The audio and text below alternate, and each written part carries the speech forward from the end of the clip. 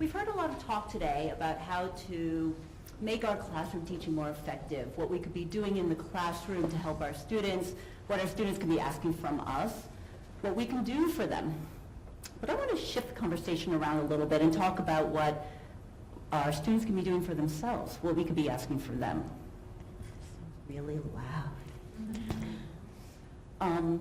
We've had a great discussion about flipping the classroom, and flipping the classroom is such a significant development from the traditional didactic mode of teaching, which for so long had led to students' passivity or boredom, or worse. I think that poor guy actually passed out. Having students actively learning through the flipping innovations we've heard today, like collaboration and peer review and interactive exercise, marks a significant change for the better. But I want to challenge you today to challenge your students to continue that active learning outside the classroom, because we can't actually be sure that they're doing that. Now, why do we care? Why do we care what our students are doing outside the classroom? Well, as law professors, we're in the business of training professionals. We're cultivating advocates and advisors and counselors. We're training a new generation of leaders, and to do that, we really need independent thinkers. We need students who do more than simply prepare for class. The law is an active profession, and we're better to learn how to be an active participant in it than in law school. And once we create that culture of expanded active learning, then we'll have students who are prepared for the practice of law. Now, I think that expanded active learning has wide application, but is particularly relevant in the area of legal writing because it's crucial that law students learn the skills of self-critique and self-edit. I mean, lawyers, it's what we do. We write. Now, I came about the idea of expanded active learning this way. In my experience teaching legal writing, I find that students typically take one approach to their papers, which is the draft and wait. So we have a lot of discussion in class about a particular assignment, the purpose and the audience, and the structure, the underlying law, and then the student goes off to draft her paper, and if history is any indication, it involves mounting levels of hysteria as she tries to fill the empty page before the looming deadline. So it's a lot of crazy mad typing, and then it's save and send and whew, sit back and wait. And wait for the professor to provide her comments, wait for the professor to point out what's wrong with the paper and how to fix it. And during this time, the student is doing nothing. She is not thinking about her paper anymore, and she's certainly not thinking about how to fix it. And if there is a conference, it typically centers around the professor's comments on the paper with the students, doing the nod, right? You know the nod, do you hear what I'm saying? Yes. Do you understand what I'm saying? No. I found that this model wasn't really working for my students. I found they weren't really thinking critically about their written work, and they weren't thinking analytically about the writing process. They were just waiting passively for me to tell them what to do, and this marked that shift to that passive mode of learning that we're trying to steer our students away from. And so I began to wonder what I could do, and after one too many conferences in which I would ask my students, do you have any questions? And the only question they would have is, how do I accept your changes in my document? I realized that I had to put them to work. I wanted them to apply the learning principles the active learning principles that we were doing in class on their own. And so one step I took was to create a self-editing checklist and require my students to review their papers on their own. I have to say the self-editing checklist is a little bit of a misnomer because I'm not asking my students to simply check items off a list, but to actually substantively reevaluate their work. So this is how it goes. So about 24 to 48 hours after a student submits her paper, she receives the checklist. And I give them this gap in time because studies have shown, and as we all know from our own lives, how the familiar can become invisible. That big stack of papers on your desk you don't see, or your spouse, right? And so some time spent away from a document can really sharpen your critical eye. So armed with the checklist and a fresh set of eyes, she takes another look at her paper, and she considers each portion of the paper and the paper as a whole and asks herself again, does this actually work? And as she's going through each portion of the paper, she notes the areas that need correction. She thinks about how it could be corrected, as well as any areas of confusion or questions that she might have. On this particular sample that I have on the screen, the student was asked to self-edit the office memo, and the self-editing checklist I've applied to the office memo, every document, pretrial briefs, appellate briefs, complaints, transactional documents.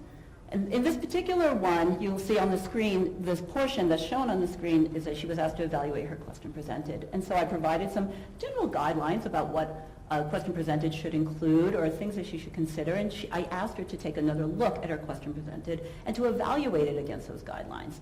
And this particular student noted that she actually included too many facts in her question presented, and it made her question presented then too clunky and difficult for her reader to understand, and that on the revision she knew she was going to have to cull those out. And she went through each part of her paper like that, noting the areas that needed revision, thinking about how to make them better. And then she took all of that with her and brought it to the conference. And the conference now was centered on her thoughts and her comments about how to make her paper stronger. And I, as the professor, really acted more as a facilitator. I was the one who got to do the nodding, right, while she led the conference. And she, in this way, was really actively learning. She was, in essence, becoming her own teacher. And only after the conference does the student receive my written comments on her paper, which now include this very rich discussion that we had together. That now includes this really rich discussion that we had together. I found that there are multiple benefits to this approach. The first is that since the students are actively engaged with the material, they take greater ownership of their work. They feel more responsibility for it. Because they themselves have identified the areas that need fixing, they have greater incentive to fix it. They have been now internally motivated. Along those lines, I found they have greater mastery of the material, what I'm trying to teach them, my goals in teaching legal writing. Again, too, because they've identified the areas that they feel need revision, they can understand better why and how to fix it. And finally, it makes life a little bit easier for me. You know, those typical superficial mistakes that students often make on their papers, the typographical, grammatical, George Bush-like kind of errors. I really don't have to deal with those anymore because students will see them on the self-review and they will fix them themselves. And typically a response that I get after they've done such a self-review is, I am really so sorry that you had to see that. Now, I know what you're thinking. You're thinking, she is amazing. She is the world's best law professor. I would love to say that this works beautifully all the time, but it doesn't work beautifully all the time. Some students are so enmeshed in that passive mode of learning that they don't want to engage in this active exercise. It is a little easier and somewhat comforting to have someone point out what's wrong with something and how to fix it. What I'm asking students to do is difficult. I'm asking them to change a mode of thinking rather than just simply receiving information passively. But when it works so beautifully. When it works, I see this increase in the student's professional reflection, that she's no longer drafting documents simply to fulfill the requirements of a course, but because she can understand better the goals of what I'm trying to teach her, that she wants to become a legal writer. Having my students self-critique and self-edit over a period of time and over a number of papers helps them see their development as legal writers. They become more as actors in their own education. Now, as I had mentioned, expanded active learning has wide applications, so you doctrinal professors, you should feel free to join us, jump in the pool, water's really fine here. Having expanded active learning in the doctrinal setting would help your students really master the legal principles that you're trying to teach them in class. Having them grapple with those legal doctrines through simulated exercises or projects, much as we have heard today, would help them see that their learning of these principles is not merely theoretical or academic, but practical and applicable and relevant. Now, is this easy? Sure, it's super easy. No, it's not easy. I lied. It's not easy at all.